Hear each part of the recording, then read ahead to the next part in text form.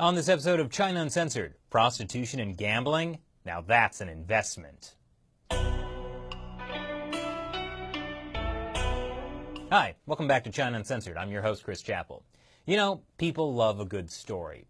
And there are really only a handful of stories that get told over and over again. Boy meets girl. Hero goes on a quest. Chinese Communist Party buries a country in a debt trap. Yeah, that last one never gets old. In fact, it's being repeated once again in Cambodia. Chinese investment is everywhere. Because Cambodia's Prime Minister Hun Sen loves Chinese investment. Hun Sen used to be a member of the Khmer Rouge, the communist regime that killed millions of Cambodians in the 1970s. But don't worry, he left the Khmer Rouge to avoid being purged. And then he became Prime Minister of Cambodia for the next 33 years. Now, after leaving the Khmer Rouge, he had once called China the root of everything evil. But you know, after being dictator of Cambodia for 3 decades and forcing the Supreme Court to dissolve the main opposition party and winning a sham election again and again, your attitude towards the Chinese Communist Party changes a bit. Sure, they supported the Khmer Rouge that literally killed a quarter of your fellow countrymen in the 70s, but now the Chinese Communist Party wants to support you. Water under the bridge, bodies under the floorboards. Because the Chinese regime is supporting Hun Sen with a lot of money. Cambodia is one of the poorest countries in Southeast Asia. They struggle with basic power and sanitation issues. But in just 4 years, China has invested over $5 billion in Cambodia. That's more money than Cambodia's own government invested in the country during that time. The Chinese Communist Party even pledged $100 million in military aid. All this is tied to Chinese leader Xi Jinping's Belt and Road Initiative, a $1 trillion project with the goal of connecting countries around the world with China. Now all that sounds good, right? Well, it's kind of like how the McRib sounds good. Looks delicious, right?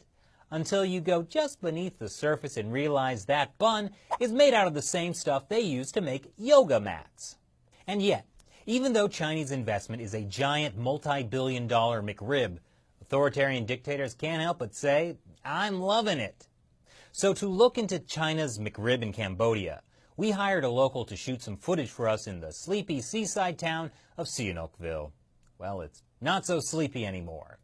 Chinese investment has been flooding in the form of skyscrapers, bridges, hotels, casinos, restaurants, and apartment blocks. Construction is going on 24/7. China has pumped in over $1 billion here. A joint country economic zone has been set up that has brought in hundreds of Chinese companies, some owned by the Chinese government. The southern coast of Cambodia is now home to more than $4 billion worth of Chinese power plants and offshore oil operations. CEROC is also becoming a linchpin for China's Belt and Road Initiative. A new highway will connect the city to China's vast global trade network. Not only that, in June, a $1 billion joint venture between a Chinese-Malaysian company was announced that will create a massive resort, complete with water parks, hotels, and even more casinos and malls. Sounds like a knockoff of Disney World. What are they going to call it? Wisney World? What's that, Shelley? Are you kidding me? That's what they're calling it? Well, I guess it will be the wappiest place on earth. Now, obviously, all this investment has brought some benefits, and Cambodian workers on Chinese construction sites earn 3 times what they used to on local projects. But no matter how good this McRib looks from the outside, on the inside, it's still yoga mats. The same story that has played out in other countries may be replaying here. Although the roads in CEROC may not have as many potholes as before, now they're being used by Chinese nouveau riche driving Mercedes. Chinese nationals have flooded CEROC, rich business owners as well as workers. Chinese make up about 20% of the population now, and they don't mix with the local Cambodians. Many of the new jobs go to Chinese immigrants who are driving up housing and food prices, which then drive out the local Cambodians. Rooms that once went for $500 a month now cost $4,500 a month. And all those casinos? The Cambodians can't use them because it's actually illegal for Cambodians to gamble. In fact, a Cambodian man recently won $130,000 at a casino, but the Chinese owner refused to pay him because of the law. Although I'm sure if the Cambodian guy had lost $130,000, the Chinese casino owner might have been a bit more flexible. Anyway, all the gambling has brought some, shall we say, less than legitimate business, like prostitution and increasing crime. And according to the regional governor, it's in part due to an influx of Chinese mafia who disguise themselves to commit various crimes and kidnap Chinese investors, causing insecurity in the province. Now, this isn't exactly making the locals very happy. In fact, ethnic tension is on the rise.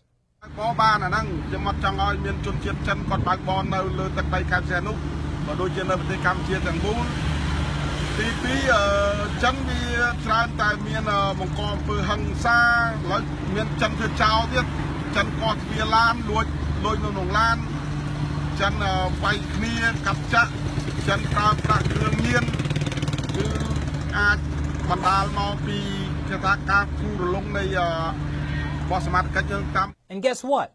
All this development in CEROC also includes a 99-year lease on a deep-water port nearby, a port that could eventually be used by the Chinese Navy.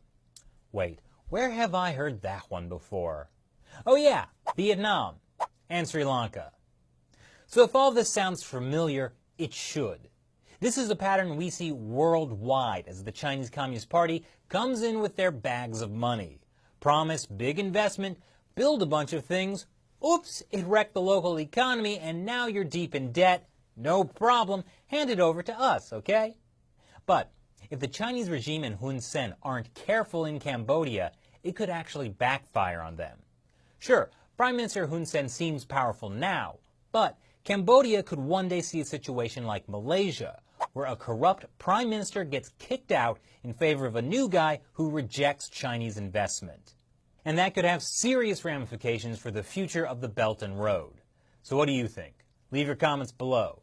And now, it's once again time for me to answer a question from a fan who supports China Uncensored on the crowdfunding website Patreon.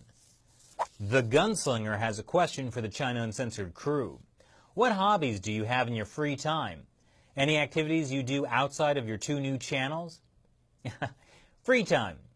Between China Uncensored, America Uncovered, the China Unscripted podcast, and the America Uncovered podcast, I don't have a whole lot of it. But with what little free time I do have, I like learning more about China and its culture. I meet friends at a traditional Chinese tea house. I read books about China. I practice Chinese martial arts. I also make steak. Shelley, what do you do in your free time? You kick butt and chew bubble gum, and you're all out of bubble gum. Huh. Thanks for your question. Remember, China Uncensored is only still around because of support from viewers like you who contribute on Patreon.